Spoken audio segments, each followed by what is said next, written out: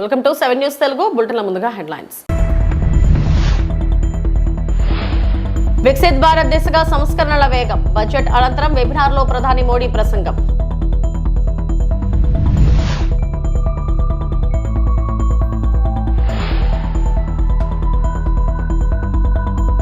ఢిల్లీ మద్యం కేసులో ఊరట, కన్నీటి పర్యంతమైన కేజ్రీవాల్.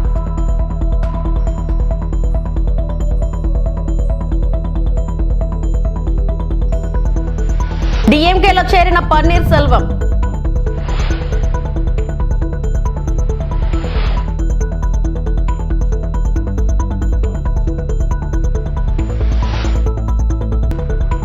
ఢిల్లీ లిక్కర్ స్కామ్ కేసులో క్లీన్ చిట్. స్పందించిన కవిత కీలక వ్యాఖ్యలు.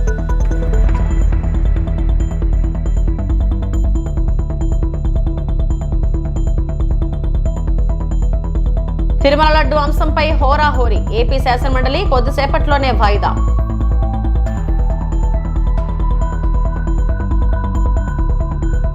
ప్రధానమంత్రి నరేంద్ర మోడీ బడ్జెట్ అనంతరం వెబినార్ను ఉద్దేశించి ప్రసంగించారు. వికసిత్ భారత్ నిర్మాణ లక్ష్యంతో సాంకేతికతగా ఆర్థిక సంస్కరణలు మరియు ఆర్థిక రంగంలో చేపడుతున్న పలు కీలక కార్యక్రమాలపై ఆయన వివరించారు. దేశంలో కొనసాగుతున్న సంస్కరణల అజెండాను ప్రస్తావిస్తూ సమగ్ర వృద్ధి మరియు స్థిరమైన అభివృద్ధి సాధన కోసం ఆర్థిక వ్యవస్థను మరింత బలోపేతం చేసే దిశగా ప్రభుత్వం కట్టుబడి ఉందని ఆయన స్పష్టం చేశారు. టెక్నాలజీ ఆధారిత అభివృద్ధి, పెట్టుబడులకు అనుకూల వాతావరణం, పారదర్శక విధానాల ద్వారా భారత ఆర్థిక శక్తిని మరింత పెంచాలని కేంద్రం లక్ష్యంగా పెట్టుకున్నట్లు తెలిపారు. पहले बजट वेबिनार में मैं आप सभी का अभिनंदन करता हूं। बीते कुछ वर्षों में बजट वेबिनार इसकी एक मजबूत परंपरा बन गई है। अक्सर बजट का आकलन अलग अलग पैरामीटर्स पर किया जाता है।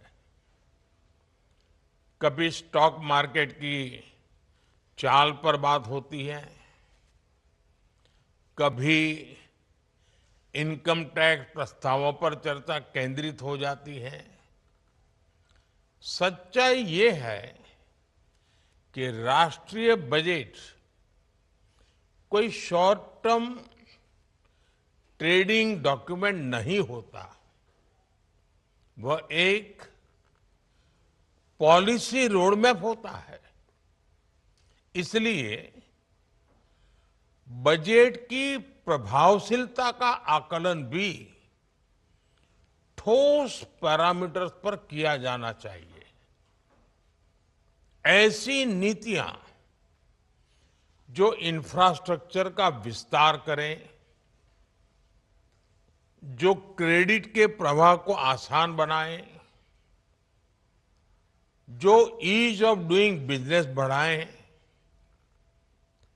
जो गवर्नेंस में ट्रांसपेरेंसी बढ़ाएं, जो जनता का जीवन आसान बनाए, उनके लिए नए नए अवसर बनाएं। बजट में इससे जुड़े निर्णय ही अर्थव्यवस्था को स्थायी मजबूती देते हैं। और सबसे महत्वपूर्ण बात यह है कि किसी भी बजट को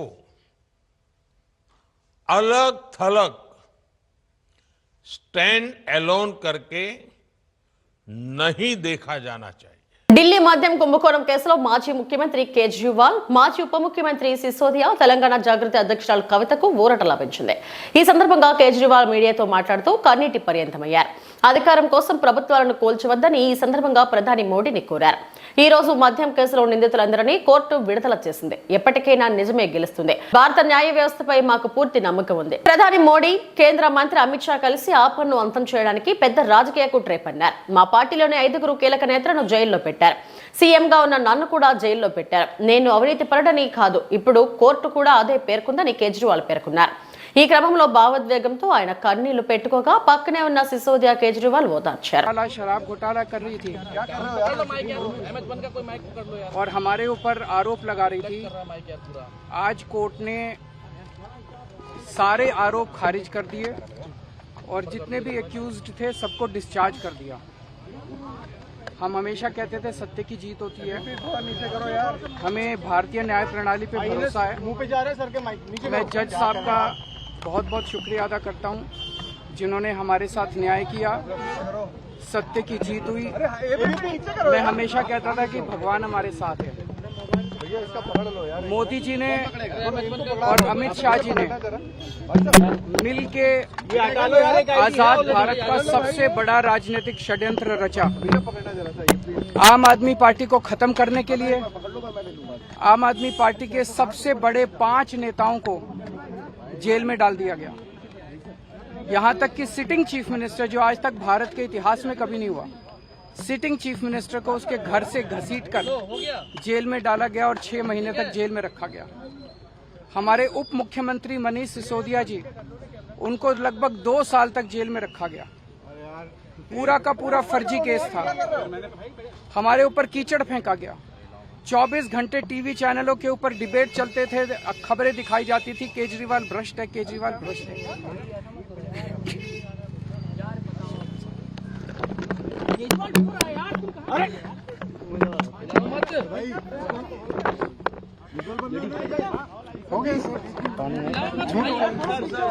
संभालिए सर, अपने आप संभालिए, हिम्मत सर, ये केजरीवाल भ्रष्ट नहीं है। मैंने केवल अपनी जिंदगी में ईमानदारी कमाई है। इन्होंने झूठा केस लगाया और आज ये साबित हो गया। कोर्ट ने कहा है कि केजरीवाल कट्टर ईमानदार है, मनीष सिसोदिया कट्टर ईमानदार है, आम आदमी पार्टी कट्टर ईमानदार है। मैं प्रधानमंत्री जी से कहना चाहता हूं, सत्ता के लिए इस तरह से खिलवाड़ मत कीजिए देश के साथ, इस तरह से संविधान के साथ खिलवाड़ मत कीजिए। आपको सत्ता चाहिए, अच्छे काम कीजिए। आज देश के सामने इतनी बड़ी बड़ी समस्याएं हैं, महंगाई है, बेरोजगारी है, पूरे देश में सड़कें टूटी पड़ी है, चारों तरफ पोल्यूशन ही पोल्यूशन हो रहा है, चारों तरफ देश में इतनी समस्याएं हैं। उन समस्याओं का समाधान करके सत्ता में आइए ना। केजरीवाल पे, आम आदमी पार्टी पे झूठे केस क्यों करते हैं? अच्छा काम करके सत्ता में आइए। इस तरह के झूठे केस करना और 24 घंटे विरोधियों के, विपक्षियों के खिलाफ ऊट पटांग के केस करना, उनको जेल में डालना, ये एक प्रधानमंत्री को शोभा नहीं देता। इससे देश आगे नहीं बढ़ेगा। देश आगे तब बढ़ेगा जब जनता की समस्याओं का समाधान किया जाएगा। అసెంబ్లీ ఎన్నికలకు ముందు తమిళనాడు రాజకీయాల్లో కీలక పరిణామం చోటు చేసుకుంది. రాష్ట్ర మాజీ ముఖ్యమంత్రి అన్నా డీఎంకే బహిష్కృత నేత పన్నీర్ సెల్వం అధికారిక డీఎంకే పార్టీలో చేరారు. సీఎం స్టాలిన్ సెల్వం కు కండువా కప్పి పార్టీలోకి ఆహ్వానించారు. శుక్రవారం చెన్నైలోని పార్టీ కార్యాలయంలో స్టాలిన్ సమక్షంలో సెల్వం, ఆయన కుమారుడు మాజీ ఎంపీ రవీంద్రనాథ్ పాటు ఎమ్మెల్యే అయ్యప్పన్ తదితరులు కూడా డీఎంకే కండువా కప్పుకున్నారు. రానున్న అసెంబ్లీ ఎన్నికల్లో ఓపీఎస్ తన సొంత నియోజకవర్గమైన తేనిలోని బోడిమెట్టు నుంచి డీఎంకే తరపున పోటీ చేసే అవకాశం ఉందని పార్టీ వర్గాలు తెలిపాయి. ஒரு அரசியல் பண்பாரோடு தளபதி அவர்கள் கட்சியையும் ஆட்சியும் வழிநடத்திக் கொண்டிருக்கிறார் என்பதை நான் நன்றாகவே உணர்ந்து திமுகவில் பெருமகிழ்ச்சியோடு நான் இணைந்திருக்கிறேன். அரசியலில் இன்றைக்கு ஒரு சர்வாதிகாரியாக ஆணவ போக்கோடு நடந்து கொள்கின்ற எடப்பாடி எந்த காலத்திலும் இனி அரசியலில் வெற்றி பெற முடியாத ஒரு சூழ்நிலையை அதிமுகவுக்கு உருவாக்கியிருக்கிறார். இன்றைக்கு பேரறிஞர் பெருந்தகை அண்ணா ஆரம்பித்த திமுகவில் தாய் கழகமான திமுகவில் மகிழ்ச்சியோடு என்னை இணைத்துக் கொண்டிருக்கிறேன். என்னை இணைத்துக் கொண்டிருக்கின்ற திராவிட முன்னேற்ற கழகத்தினுடைய தலைவர் மாண்புமிகு தமிழ்நாடு முதலமைச்சர் தளபதி அவர்களுக்கு என்னுடைய முதல் நன்றியும் வணக்கத்தையும் இந்த நல்ல நேரத்திலே தெரிவித்துக் கொள்ள கடமைப்பட்டிருக்கிறேன். இன்றைக்கு அரசியலில் அண்ணா காட்டிய வழி, கலைஞர் காட்டிய வழியில் ఇంద్రకీలాద్రిపై కొలువైన కనకదుర్గమ్మను తెలంగాణ ఉప ముఖ్యమంత్రి బట్టి విక్రమార్క శుక్రవారం దర్శించుకున్నారు. అంతకుముందు ఆయనకు ఆలయ అసిస్టెంట్ కమిషనర్ రంగారావు అర్చకులు ఘన స్వాగతం పలికి దర్శన ఏర్పాట్లు చేశారు. దర్శనం అనంతరం బట్టి విక్రమార్కకు పండితులు వేదాశీర్వచనం పలికి ప్రసాదం అమ్మవారి చిత్రపటాన్ని అందజేశారు.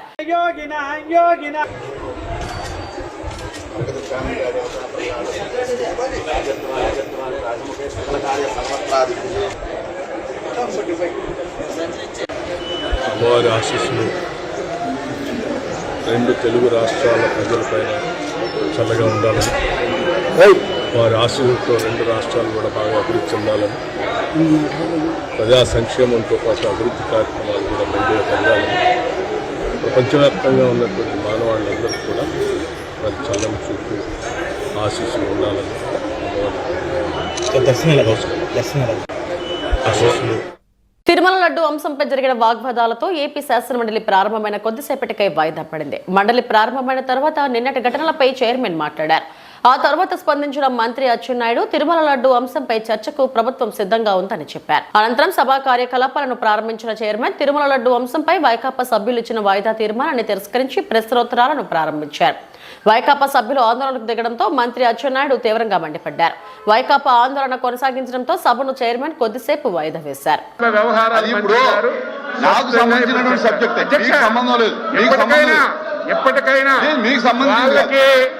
వాళ్ళకి తిరుపతి లడ్డు మీద చర్చించడానికి భయపడుతున్నారు. వాస్తవాలు వస్తాయని ఎప్పటికీ మేము వెనకడం లేదు.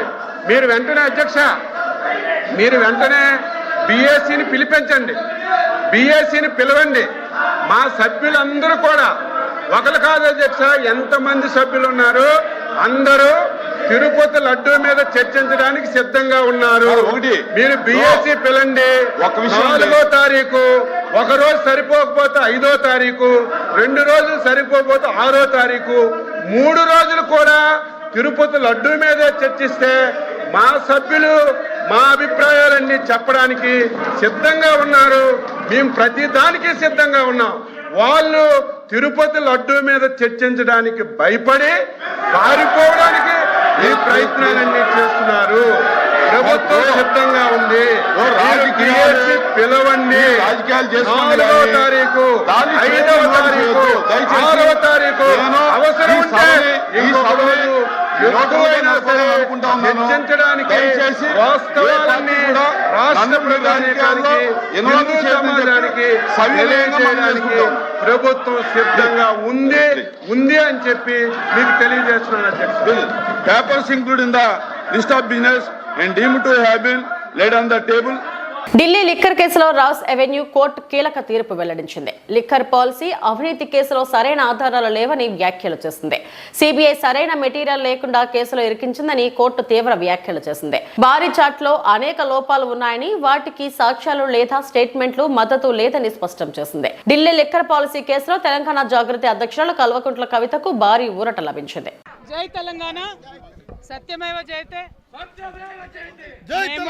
ముందు నుండి ఏదైతే తెలంగాణ ప్రజలకు చెప్తూ వచ్చామో అదే విధంగా ఇవాళ కోర్టు కంప్లీట్గా కేసును పక్కకు పెడుతూ అందరినీ కూడా మరి నిర్దోషులుగా విడుదల చేయడం అనేది సంపూర్ణంగా ఈ దేశంలో న్యాయ వ్యవస్థ పైన మేము పెట్టుకున్నటువంటి నమ్మకాన్ని మరి వమ్ము కాకుండా ఇవాళ న్యాయ వ్యవస్థ కాపాడిందని చెప్పి మేము నమ్ముతా ఉన్నాం.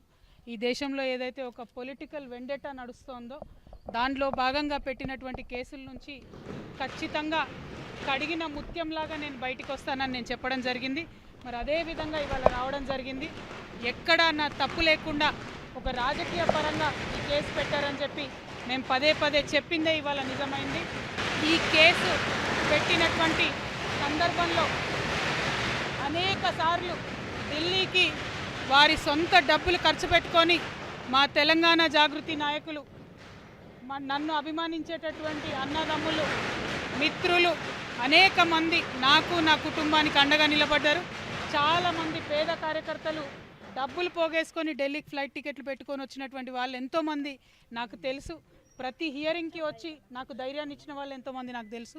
అటువంటి వారిని జీవితంలో నేను మర్చిపోకుండా కళ్ళలో పెట్టుకొని చూసుకుంటానని వాళ్ళందరికీ కూడా తెలియజేస్తూ, ఆ సమయంలో నా పిల్లలతోని అండగా నిలబడ్డటువంటి మా కుటుంబ సభ్యులకు, ముఖ్యంగా మా అత్త మామయ్య గారికి, మా మదర్కి, ఫాదర్కి, అదేవిధంగా మా హస్బెండ్ కానీ మా పిల్లలు కానీ ఏదైతే వాళ్ళు 5.5 నెలలు నరకయాతన అనుభవించినారో వారిని ఇంకా మంచి మనుషులుగా తయారు చేసిందని నేను బలంగా నమ్ముతూ, ఆ దేవుడిచ్చినటువంటి వరంగా నా కుటుంబం ఇవాళ నాతో నిలబడి ఉండడం, నా కుటుంబంతో పాటు జాగృతి కుటుంబం, తెలంగాణ కుటుంబం నిలబడి ఉండడం చాలా సంతోషంగా ఉంది. వారందరికీ కూడా ధన్యవాదాలు తెలియజేస్తా ఉన్నా. ఇవన్నీ న్యాయం చివరిలో గెలిచిన 5.5 నెలలు నన్ను జైల్లో పెట్టి నన్ను, నా కుటుంబానికి, నా పిల్లలకి దూరం చేసినటువంటి సమయాన్ని ఎవరు తిరిగి తీసుకొస్తారు? అదేవిధంగా ఈ 5.5 నెలలు, అంతకుముందు 3 సంవత్సరాలు నన్ను ఎట్టుబడితే అటు మాట్లాడి ఆన్లైన్లో కావచ్చు నా బొమ్మలు మాఫ్ చేసి పెట్టి నన్ను హరాస్ చేసి నన్ను పబ్లిక్ మీటింగ్లలో అనేక రకాలుగా దుర్భాషలాడినటువంటి వారందరికీ మరి ఎవరు జవాబు చెప్తారనేది ప్రజలు ఆలోచించుకోవాలి. ఒక నైతికతను క్రాస్ చేసి ఎట్టుబడితే అటు రిజల్ట్ రాకముందు మాట్లాడడం అనేటటువంటిది సమాజం కూడా అర్థం చేసుకోవాలని చెప్పి నేను కోరుతా ఉన్నాను. Extremely happy. మనందరికి తెలిసింది, it's a very politically motivated case that has finally come to an end. We have all known it, the people of Telangana has always known it, and now the judicial courts have also demanded this, and nothing else. Satyameva Jayate. Thank you. జై తెలంగాణ.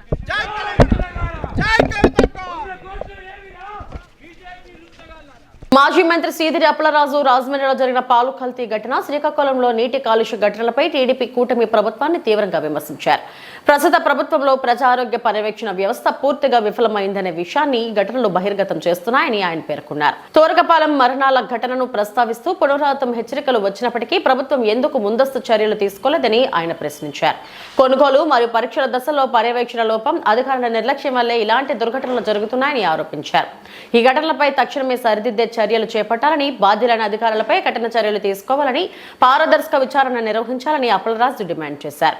ఆంధ్రప్రదేశ్లో ఇలాంటి విషాదకరమైన నివారించగల ఘటనలు మళ్లీ పునరావృతం కాకుండా ప్రభుత్వం కట్టుదిట్టమైన చర్యలు తీసుకోవాలని ఆయన స్పష్టం చేశారు. Yesterday I visited Srikakulam city where a number of people hit because of a diarrheal outbreak and 4 persons died because of this diarrheal outbreak. Day before yesterday I visited Rajahmundry where around 5 to 6 people died of acute kidney failure due to adulterated milk consumption. These are the kinds of news which is very common in our Andhra Pradesh since the onset of this alliance government. If you go back, nearing about 13 people died of a diarrheal outbreak in Gurla Mandal, Vizianagaram district in 2004 December. 18 people died because of contaminated water consumption in Turakapalam village in Guntur district. Nearing about 6 people died of another diarrheal outbreak in Vijayawada city.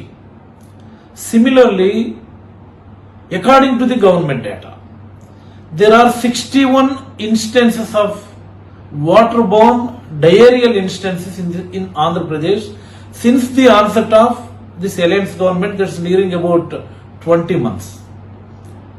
Out of the 61 instances, nearly about 34 to 35 incidences occurred in school going children, hostel children like BC hostels, SC welfare hostels, ST hostels. What I mean, 35 incidences occurred in government institutions only. My idea is, every time our Chief Minister Chandrababu Naidu speaks about brand AP image, he discusses about quantum computers every time. He always speaks about artificial intelligence, and he is very much interested in making MOUs with the companies in the respective sectors. But the true image is, yesterday I found one news in newspaper. One farmer, he is bringing his wife as a patient on his own bullock cart. Why? Because the 108 ambulance is not available. A farmer bringing his sick wife to the hospital on a bullock cart. That is the true scenario in Andhra Pradesh. Tribal men taking their sick patients by dolly because the ambulance itself is sick in tribal areas. That is the true scenario. Where are we going? What are all these government institutes are doing? I don't understand. The entire public health sector is sick in Andhra Pradesh. The MLAs, ministers are playing kabaddi at this time of precious situation. New Year cases are reporting in Srikakulam city. The diarrheal outbreak is being exposed to New Year areas now. Even in Rajahmundry also, consumption of milk, consumption of adulterated milk. We don't know the exact details even now. It's been already 1 week. Almost 6 people died. లడ్డా అంశంపై ప్రభుత్వం తప్పించుకునే ప్రయత్నం చేస్తుందని వైఎస్ఆర్సీపీ తీవ్రంగా ఆరోపించింది. ఈ అంశంపై చర్చకు ప్రభుత్వం అంగీకరించకపోయినా శాసనమండలిలో ఈ విషయంపై చర్చ జరగాలని వైఎస్ఆర్సీపీ పట్టుబట్టింది. చర్చ కోసం సభలోనే నిరసనకు దిగినట్లు వెల్లడించింది. నిన్న చర్చ ప్రారంభమైన తర్వాత కావాలని అధికారులు అడ్డంకులు సృష్టించాలని, ప్రారంభమైన చర్చను ఈ రోజు కొనసాగించాలని వైఎస్ఆర్సీపీ డిమాండ్ చేసింది. చైర్మన్ మా సభ్యునికి అవకాశం ఇచ్చి చర్చను ప్రారంభించగా వైఎస్ఆర్సీపీ తరపున ఎమ్మెల్సీ చంద్రశేఖర్ రెడ్డి మాట్లాడటం ప్రారంభించారని తెలిపింది. అయితే కావాలని పయ్యావుల కేశవ్ మైక్ వద్ద అనవసరంగా మాట్లాడి చర్చను అడ్డుకున్నారని ఆరోపించింది. ఇది ముందస్తు పన్నాగంతో చేసిన చర్య అని పేర్కొంది. హెరిటేజ్, ఇందాపూర్ రహస్యాలు, నెయ్యి వ్యవహారం వెనుక ఉన్న రాజకీయ కుట్రలు, చంద్రబాబు వ్యాపార లాభాలపై తమ వద్ద ఆధారాలు ఉన్నాయని వైఎస్ఆర్సీపీ వెల్లడించింది. ఈ మొత్తం కుట్రకు సంబంధించిన అన్ని సాక్ష్యాధారాలను సభ వేదికగా ప్రజల ముందు ఉంచుతామని స్పష్టం చేసింది. లడ్డూపై చర్చ, లడ్డూపై చర్చ, లడ్డూపై చర్చ, లడ్డూపై చర్చ, లడ్డూపై చర్చ, లడ్డూపై చర్చ, లడ్డూపై చర్చ, లడ్డూపై చర్చ, లడ్డూపై చర్చ, లడ్డూపై చర్చ, లడ్డూపై చర్చ, లడ్డూపై చర్చ, లడ్డూపై చర్చ, లడ్డూపై చర్చ, లడ్డూపై చర్చ, లడ్డూపై చర్చ, లడ్డూపై చర్చ, లడ్డూపై చర్చ, లడ్డూపై చర్చ. ఇవి ఇప్పుడు బులెటిన్ అప్డేట్స్. నమస్తే.